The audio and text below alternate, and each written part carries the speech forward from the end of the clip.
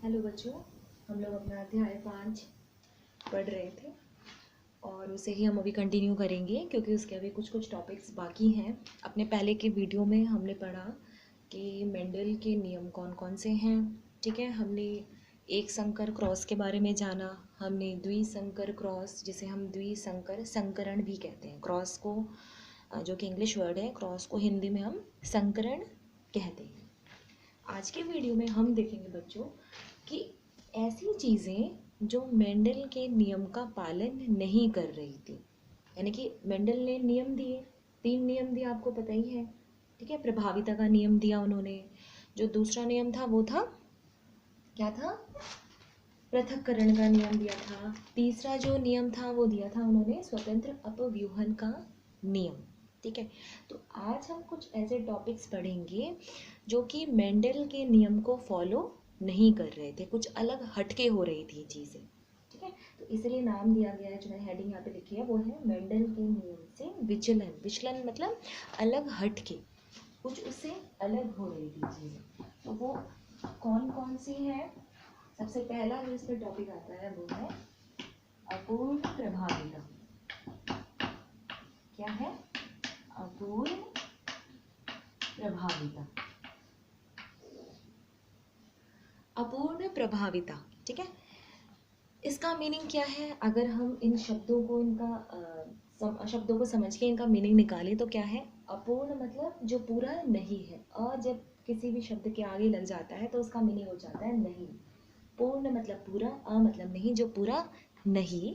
प्रभाविता यानी कि प्रभाव, जो अपना पूरा असर नहीं दिखा सके।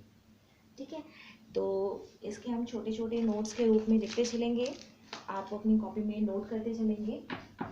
जब संतान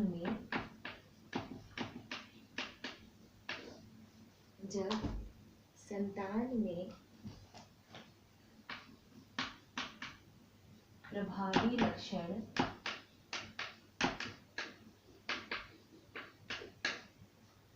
पूर्ण रूप से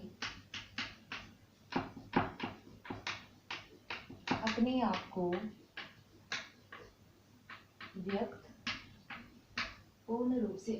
व्यक्त या प्रदर्शित नहीं कर पाता है। ठीक है, तो उसे हम क्या कहते हैं? अपूर्ण प्रभाविता नाम देते हैं। फिर से देखते हैं क्या लिखा है सेंटेंस में। जब संतान में, यानी कि अगर हम बात करें F1 पीढ़ी, यानी कि फर्स्ट फीलियर जनरेशन की पीढ़ी, या फिर प्रथम पीढ़ी, या कह सकते हैं द्वितीय पीढ़ी जिसे हम कहते हैं F2 पीढ़ी, उनमें जो संतानें बनी हैं उनमें जो लक्षण दिख रहे हैं वो क्या है? वो प्रभावी लक्षण अपने आप को पूरे तरीके से नहीं दिखा पाता। जब संतान में प्रभावी लक्षण पूर्ण रूप से अपने आप को, एक शब्द मैं यहाँ पर भूल गई हूँ, आप लिखेंगे आपको, अपने आप को व्यक्त या प्रदर्शित नहीं कर पाता है, तब उस कंडीशन को हम नाम देते हैं अपूर्ण प्रभाविता। ठीक है, इंग्लिश में कहते हैं इसे इनकम्प्लीट डोमिनेंस। इसे हम उदाहरण के तौर पे समझेंगे तो और अच्छे से हमें समझ में आएगी सारी चीज़ें। इसका बेस्ट उदाहरण अगर हम लें, ठीक है, तो बेस्ट उदाहरण है इसका मीठी मटर। जिसका साइंटिफिक नेम है लेथिरस ओडोरेटस। ये टी लिखा है, सिंगल टी। ठीक है, LATHRYUS, लेथिरस। फिर से मिस्टेक हो गई यहाँ पर, लेथिरस, आर हो गया यहाँ पे, वाई यहाँ पे हो गया। ठीक है, LATHYRUS, लेथिरस ओडोरेटस, ODORATUS। ठीक है, कैसे ये अपूर्ण प्रभाविता दर्शाता है ये पौधा, आइए देखते हैं। तो अगर हम बात करें इस मीठे मटर में 2 तरह के पौधे उगते हैं। एक पौधे वो होते हैं जिनके जो पुष्प हैं वो कैसे हैं? लाल रंग के पुष्प हैं। कैसे रंग के पुष्प हैं? लाल रंग के। अगर इनका संकरण हम करें दूसरे पौधे के साथ जिसमें कैसे रंग के पुष्प आते हैं, सफेद। कैसे आते हैं, सफेद। फिर से समझेंगे इस बात को कि जो मीठी मटर का जो पौधा होता है, इसमें दो तरह के पुष्प वाले पौधे उगते हैं। यानी कि कुछ जो पौधे होते हैं उनके जो फूल हैं वो लाल रंग के होते हैं, कुछ पौधों के जो फूल होते हैं वो कैसे रंग के हैं, सफ़ेद रंग के हैं। तो इसे हम मान लेते हैं ये है नर और ये है मादा। ठीक है, इनके यहाँ पर हम लिख देते हैं जनक। अगर देखेंगे इनके कारक, तो इनके कारक में जो लाल पुष्प है ये प्रभावी लक्षण रहता है, तो इसे हम दर्शा रहे हैं कैपिटल आर और इसे स्मॉल आर, यानी कि बड़ा आर और छोटा आर सफ़ेद पुष्प के लिए।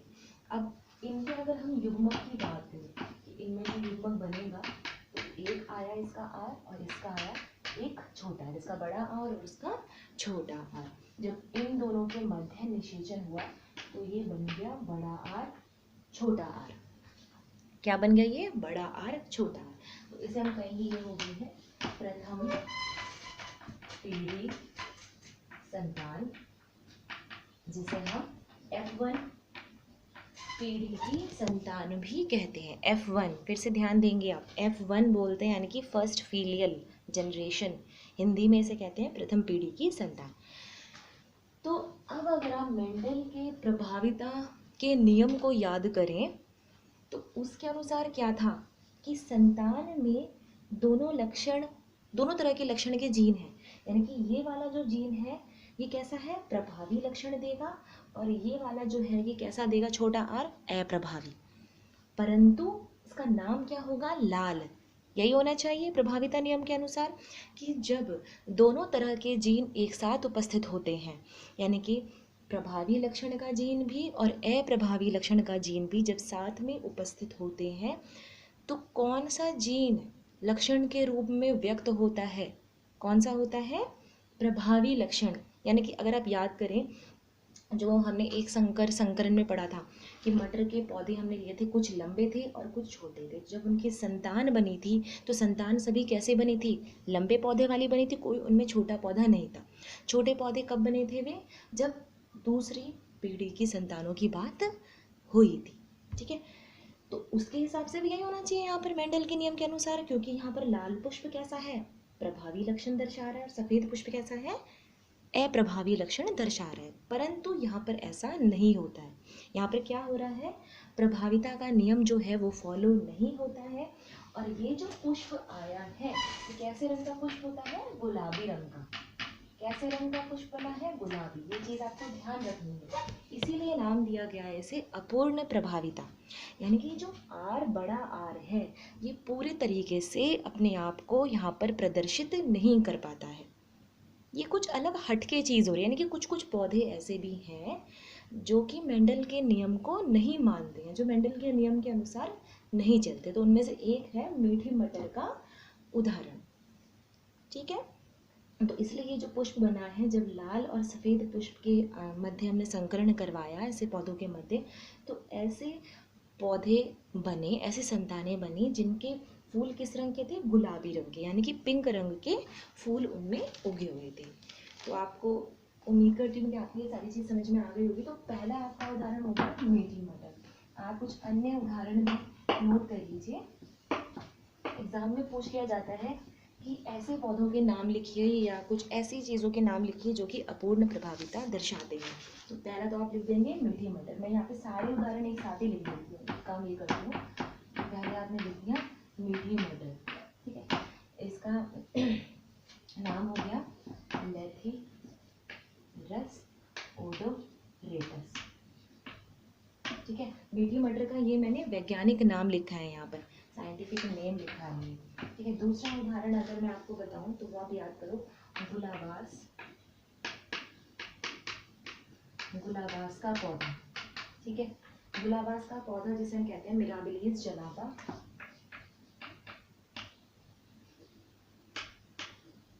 मिराबिलिस जनापा, ठीक है, और इसे हम 4 o'clock प्लांट के नाम से भी जानते हैं। ठीक है, तो आपको ये दो उदाहरण तो कम से कम याद होने ही चाहिए। ठीक है, ये किसके उदाहरण है? हमारे अपूर्ण प्रभाविता के उदाहरण। अगला हम देखते हैं एक और टॉपिक, वो क्या कहता है, वो कैसे मेंडल के नियमों का पालन नहीं करता है, वो दूसरा टॉपिक है बहुविकल्पता। क्या है वो? बहुविकल्पता। इसे हम कहते हैं इंग्लिश में मल्टीपल एलिलिज्म। क्या कहते हैं इसे? Multiple allelism. अपूर्ण प्रभाविता को कहते थे इनकम्प्लीट डोमिनेंस। आप वहां पर इसे भी नोट कर लेना। इस समय मैंने आपको ये नहीं लिखवाया इंग्लिश में नाम, लेकिन मैं चाहती हूँ आप हिंदी इंग्लिश दोनों में याद करें, ताकि आगे चल के आपको ये ना लगे कि हमें ये चीज़ नहीं पता, क्योंकि आपको हिंदी में तो पता होगा लेकिन इंग्लिश में देखकर आप ये सोचेंगे कि हमने तो ये चीज़ पढ़ी ही नहीं। इनकम्प्लीट डोमिनेंस, ये नाम मैंने लिखा है अपूर्ण प्रभाविता का। तो देखते हैं बहुविकल्पता। अब नाम है यहाँ पर, तो पहले इस शब्द को समझते हैं। बहु मतलब बहुत, विकल्पता यानी कि बहुत सारे विकल्प हैं। कैसे? इसे हम समझेंगे उदाहरण के द्वारा। तो इसका जो सबसे बेस्ट उदाहरण है वो है मानव रुधिर वर्ग। मानव रुधिर वर्ग, जिसे हम कहते हैं ह्यूमन ब्लड ग्रुप। क्या कहते हैं इसे हम? Human blood group. ठीक है, और मानव रुधिर वर्ग आपको पता ही है, यानी कि मनुष्य में कौन कौन से रुधिर वर्ग पाए जाते हैं? वो है ए, बी, AB और O। ये 4 तरह के रुधिर वर्ग को कहते हैं इंग्लिश में ब्लड ग्रुप पाए जाते हैं। एक क्वेश्चन ये भी पूछ लिया जाता है कि मानव रुधिर वर्ग की खोज किस वैज्ञानिक ने की थी? ठीक है, तो इसकी जो खोज की थी वो की थी कार्ल लैंडस्टीनर ने। किसने की थी खोज? जो की थी कार्ल लैंडस्टीनर।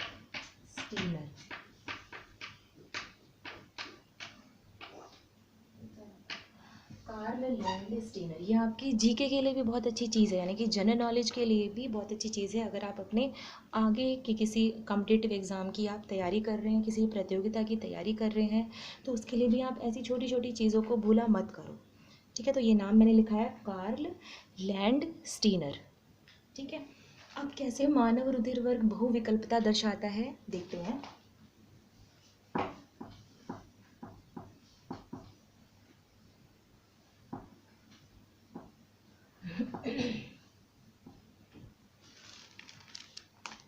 सबसे पहले तो आपको ये चीज पता होनी चाहिए कि 4 रुधिर वर्ग जो है मनुष्य में, ठीक है, ये बात हो रही है यहाँ पर मनुष्य की। 4 रुधिर वर्ग जो है A, B, AB तथा O, A, B, AB तथा O वर्ग को निर्धारित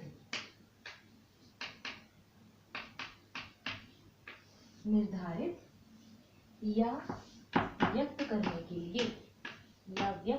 के लिए मनुष्य में व्यक्त करने के लिए मनुष्य में आई जीन होता है। आई जीन होता है। ये चीज़ आपको बहुत अच्छे से समझनी है कि मनुष्य में जो 4 रुधिर वर्ग पाए जाते हैं A, B, AB, O, ठीक है, इनको दर्शाने के लिए, इनको व्यक्त करने के लिए मनुष्य में जो जीन होता है वो होता है आई। जैसे कि अगर हम मटर के पौधे को फिर से ध्यान करें कि उसमें जो लंबा लक्षण था उसको दर्शाने के लिए हम किसका इस्तेमाल करते थे? बड़ा टी। तो वहाँ पे कह सकते हैं वहाँ पे हम टी इंग्लिश अल्फ़ाबेट का इस्तेमाल करते थे। लेकिन यहाँ पर क्या है, मनुष्य में रुधिर वर्ग को दर्शाने के लिए AB, ABO को दर्शाने के लिए कौन से जीन का इस्तेमाल किया जाता है? आई का। किसका इस्तेमाल किया जाता है? आई। अब ये जो आई जीन है इसके 3 विकल्प होते हैं। ये सारी चीज़ आप अपनी कॉपी में लिखते चलेंगे, क्योंकि अभी तो आपको लगेगा कि हमें समझ में आ गया, लेकिन कुछ देर बाद आप ये सारी चीज़ भूल जाते हैं, इसलिए अपने नोट्स ज़रूर बनाया कीजिए। आई जीन के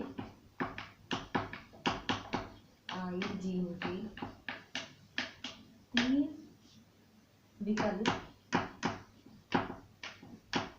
रूप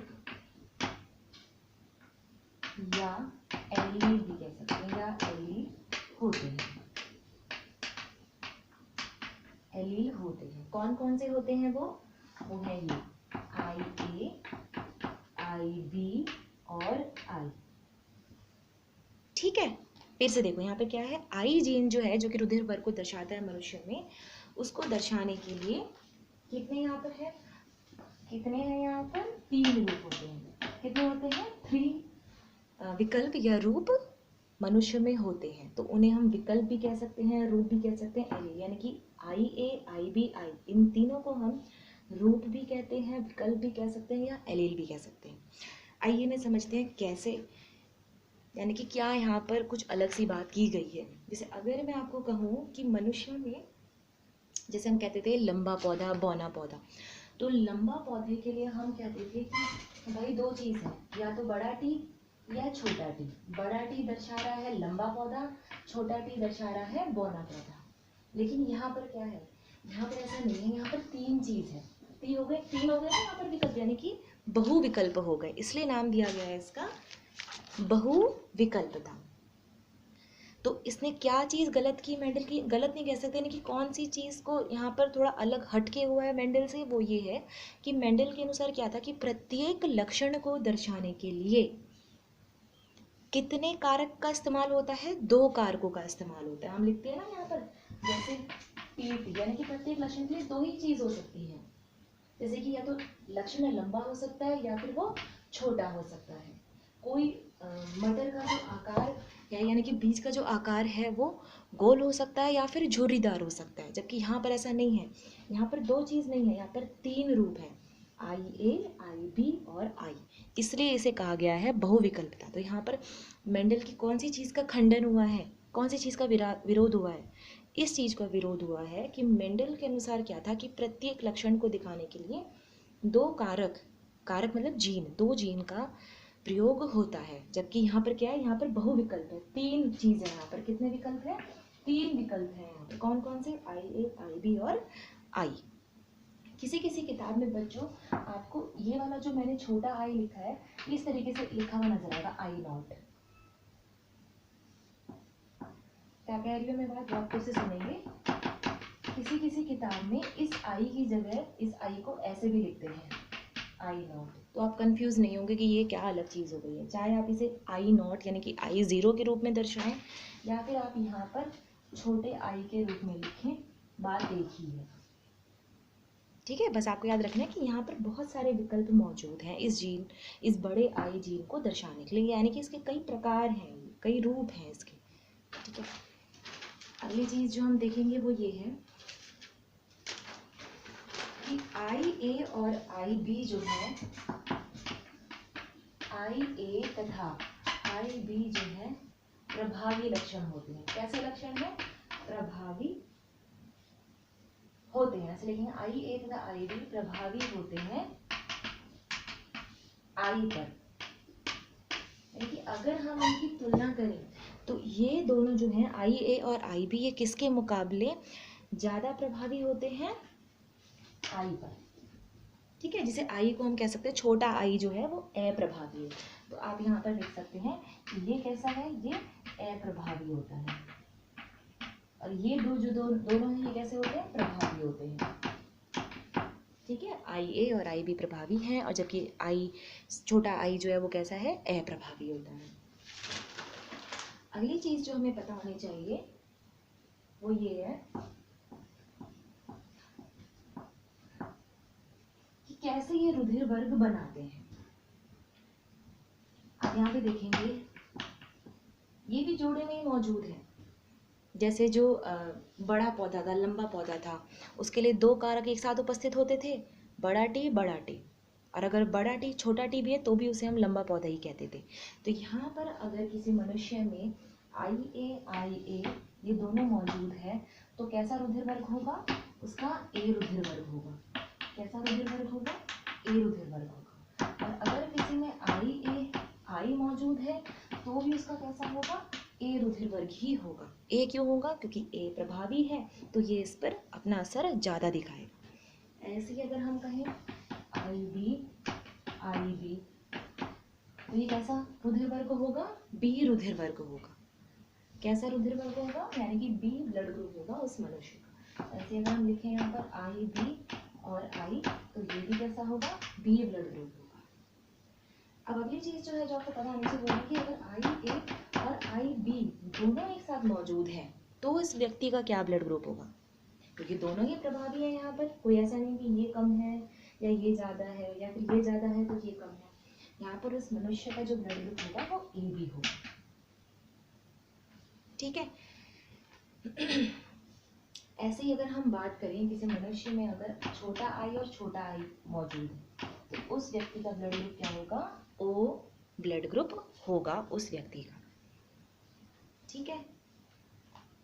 तो इसीलिए आपको ये चीज़ पता होनी चाहिए कि किसी व्यक्ति का अगर मान लो ए ब्लड ग्रुप है तो उसमें जो जीनोटाइप है, ये सब क्या है, ये जो आपको पता ही है कि ये क्या है, लक्षण प्रारूप अनुपात नहीं है, इन्हें हम क्या कह रहे हैं, जीन प्रारूप अनुपात निकाल सकते हैं इनके द्वारा हम, तो इसलिए इन्हें हम कहेंगे जीनोटाइप। ये क्या है, जीनोटाइप है इतने सारे। ठीक है। तो अगर हम कहेंगे किसी व्यक्ति का जो ब्लड ग्रुप है वो ए है और अगर हम उसमें कहें कि पता करो कि उसका जीनोटाइप क्या होगा, तो हम पता नहीं कर सकते क्योंकि उसका जीनोटाइप ये भी हो सकता है, आई ए भी हो सकता है और उसका जीनोटाइप आई ए छोटा आई भी हो सकता है। ऐसे ही हम बी ब्लड ग्रुप का जीनोटाइप कहें तो उसमें भी ये दोनों ही संभावनाएं हैं जीनोटाइप होने की उस मनुष्य में। लेकिन अगर हम कहें कि किसी व्यक्ति का ब्लड ग्रुप ए बी है और उसका जीनोटाइप बताओ, तब ये बात निश्चित है कि उसका सिर्फ और सिर्फ जीनोटाइप यही होगा, यानी कि आई ए आई बी जीनोटाइप ही उस व्यक्ति का जीनोटाइप होगा। ऐसे ही जो ओ ब्लड ग्रुप है उसका जीनोटाइप क्या होगा, छोटा आई ही होगा। आगे बात समझ में आपको, तो इस तरीके से एक क्वेश्चन पूछ लिया जाता है कि मनुष्य के रुधिर वर्गों द्वारा कितने कुल जीनोटाइप बन सकते हैं। तो आपको पता होने चाहिए कि टोटल 6 तरह के जीनोटाइप पाए जा सकते हैं मनुष्य में। ठीक है, 6 तरह के जीनोटाइप पॉसिबल है। आप गिन के देख लो, 1 2 3 4 5 6 तरह के जीनोटाइप बन सकते हैं मनुष्य के रुधिर वर्गों के द्वारा। हालांकि एक व्यक्ति में सिर्फ एक ही जीनोटाइप उपस्थित है, ए ब्लड ग्रुप है, ठीक है, तो उसके अंदर या तो ये होगा जीनोटाइप या फिर ये होगा। लेकिन ये चीज़ निश्चित है कि अगर किसी व्यक्ति का ओ ब्लड ग्रुप है तो उसके अंदर जीनोटाइप सिर्फ छोटा आई और छोटा आई ही होगा। ऐसी ही बात ए बी के साथ भी है कि उसके अंदर जीनोटाइप आई ए और आई बी ही होगा। तो ये आपको पता होना चाहिए, एग्जाम में पूछ लिया जाता है कि उन सभी जीनोटाइप के नाम लिखिए जो मनुष्य के रुधिर वर्गों द्वारा बनाए जाते हैं। तो आपको ये सारी लिखनी है ऐसे के ऐसे। ठीक है, ये आपकी किताब में भी दी हुई है सारी चीज़ें, वहाँ से भी आप अच्छे से समझेंगे। यहीं पर मैं आपको एक तीसरी चीज़ और समझा दूँ, वो है सह प्रभाविता। सह प्रभाविता क्या होती है, सह मतलब साथ, प्रभाविता मतलब प्रभावी लक्षण, यानी कि दोनों जो जीन हैं वो एक साथ रहकर अपने लक्षणों को दर्शाते हैं। जैसे यहाँ पर ये वाला उदाहरण है इसका, मनुष्य में ए बी रुधिर वर्ग, कैसे, यहाँ पर आई ए और आई बी, ऐसा नहीं है कि इसका प्रभाव ज़्यादा है या इसका कम है या इसका कम है इसका ज़्यादा, दोनों साथ रहकर अपने लक्षण दिखा रहे हैं, यानी कि दोनों साथ भी रह रहे हैं और कोई किसी पर हावी भी नहीं हो रहा है, दोनों अपने लक्षण साथ रहकर प्रदर्शित कर रहे हैं, इसी को कहते हैं सह प्रभाविता। तो अगली जो चीज़ है, तीसरी चीज़ जो है वो है सह प्रभाविता। पहली चीज़ आपने पढ़ी अपूर्ण प्रभाविता, दूसरी चीज़ आपने पढ़ी बहुविकल्पता, तीसरी चीज़ जो है वो है सह प्रभाविता, जिसे हम कहते हैं कोडोमिनेंस। क्या कहते हैं, कोडोमिनेंस। साथ साथ रहकर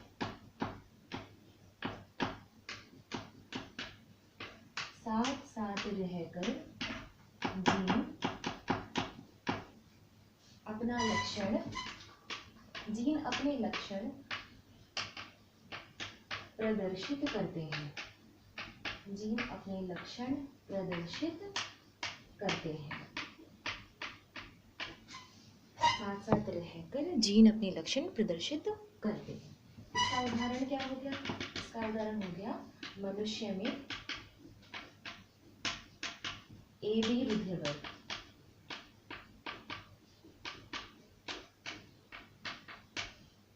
क्योंकि आई ए और आई बी ये दोनों ही प्रभावी हैं और दोनों ही कौन सा रुधिर वर्ग बना रहे हैं, ए बी रुधिर वर्ग बना रहे हैं। ठीक है, तो ये सारी चीज आपको पता होनी चाहिए। एक चीज हम और समझ लेते हैं, यहाँ पर कभी कभी एग्जाम में पूछ लिया जाता है कि मतलब पिता है, पिता का प्रश्न करते हैं आज हम। ठीक है, पूछ लिया जाता है कि पिता का रुधिर वर्ग जो है वो है बी, क्या है, बी है, और जो शिशु है, जो उनकी संतान है, उसका रुधिर वर्ग क्या है, उसका रुधिर वर्ग ए है। तो क्वेश्चन क्या है, क्वेश्चन ये है पिता का जीनोटाइप निकालो। क्वेश्चन क्या है, पिता का जीनोटाइप क्या है, ये निकालना है। क्वेश्चन मार्क मतलब ये चीज हमें निकालनी है। अब उसके लिए आपको पता होना चाहिए कि शिशु का जो ओ रुधिर वर्ग है, इसका जीनोटाइप क्या है। आपको मैंने बताया ही है कि ओ रुधिर वर्ग का जो जीनोटाइप होता है वो हमेशा क्या होता है, छोटा आई छोटा आई। क्या होता है, छोटा आई छोटा आई। जबकि जो बी रुधिर वर्ग है उसमें दो तरह के जीनोटाइप की संभावनाएं हैं। कौन कौन सी, इसके अंदर आई बी भी हो सकते हैं मौजूद, या फिर आई बी और छोटा आई भी हो सकते हैं मौजूद। ठीक है, दोनों ही तरह की संभावना है। तो थोड़ा सा जस्ट आपको थोड़ा सा दिमाग लगाना है और कुछ बात नहीं है यहाँ पर। अब जब आपको पता है कि शिशु जो है वो ओ ब्लड ग्रुप यानी कि छोटा आई है, तो इसका मतलब एक आई माता से आया है और एक आई पिता से आया है। और पिता के पास से कब आ सकता है आई, जब उसके पास खुद के जीनोटाइप में आई हो। तो इसका मतलब पिता का जीनोटाइप क्या है, पिता का जीनोटाइप जो है वो आई भी आई ही होगा। पिता का जीनोटाइप क्या होगा, आई भी आई ही हो सकता है। नहीं आई बात समझ लो, फिर से समझते हैं ऐसे। आपको पता नर और ये मादा, ठीक है, नर और ये मादा। यहाँ पर पता है कि हमें शिशु का जो ओ ब्लड ग्रुप है इसका जीनोटाइप छोटा आई ही होगा। इसका मतलब क्या है कि एक आई पक्का इसकी माता से आया है और एक आई पक्का इसकी पिता से आया है। और आई तो तभी आ सकता है जब उसके पास उसके रुधिर वर्ग में ये जीनोटाइप मौजूद हो। इसीलिए ये क्या है, ये आई तभी बन सकता है शिशु का। ठीक है, इसीलिए ये वाला जीनोटाइप ही इसका आंसर है। क्या आंसर हो गया, पिता का जीनोटाइप क्या है, आंसर आई बी आई, क्योंकि जब इसके पास आई होगा तभी तो ये अपने शिशु को आई दे सकता है। ठीक है, तो इस तरह के ट्रिकी क्वेश्चन कभी कभार पूछ लिए जाते हैं, तो ये सारी चीज़ आपको अच्छे से समझनी है। मैं फिर से कहूँगी कि सह प्रभाविता का मैंने आपको सिर्फ एक उदाहरण समझाया है। आप अपनी एनसीईआरटी को बहुत ही ध्यान से पढ़ेंगे, उसमें बहुत उदाहरण दिए हुए हैं। कोई भी चीज़ नहीं छोड़नी है आपको, क्योंकि छोड़ दोगे तो फिर एग्ज़ाम में नंबर कम आ जाएंगे या फिर आपके परसेंटेज डाउन हो जाएंगे। तो ये सारी चीज़ों का बहुत अच्छे से ध्यान रखना है आपको। आज के लिए सिर्फ इतना ही, आगे बढ़ेंगे अपने नेक्स्ट वीडियो में। धन्यवाद।